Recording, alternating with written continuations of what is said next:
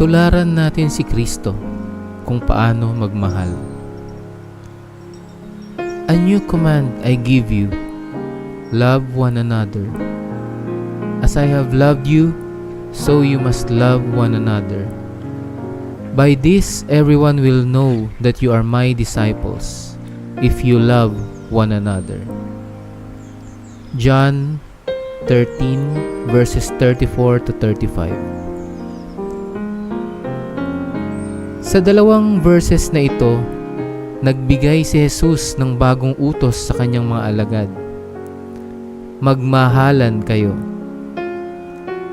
Pero hindi lang basta pagmamahal ang tinutukoy niya dito. May standard. Sabi niya, kung paanong iniibig ko kayo. Ibig sabihin, ang klase ng pagmamahal na tinuturo ni Jesus ay hindi mababaw, hindi pansamantala. Ito ay sakripisyo, ito ay walang hinihintay na kapalit. Ang ganitong pagmamahal ang tanda ng isang tunay na tagasunod ni Kristo. Hindi lang ito pakiramdam.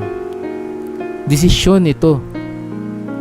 Desisyong piliin ang kabutihan ng iba kahit minsan mahirap. Desisyong umunawa, magpatawad, magbigay, magmahal, gaya ng ginawa ni Jesus sa atin. Ngayong araw na ito, alalahanin natin kung gaano kalalim ang pag-ibig ng Panginoon sa atin.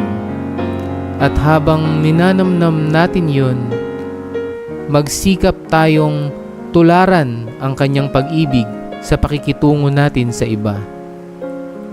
Sa pamilya, mga kaibigan, katrabaho, o kahit sa mga taong mahirap mahalin.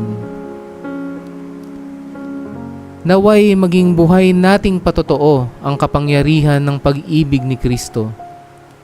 Isang pag-ibig na kayang magpabago ng puso, ng relasyon, ng buong buhay. At sa bawat kilos ng pagmamahal na tapat at totoo, naway makita ng mundo na tayo ay sa Kanya.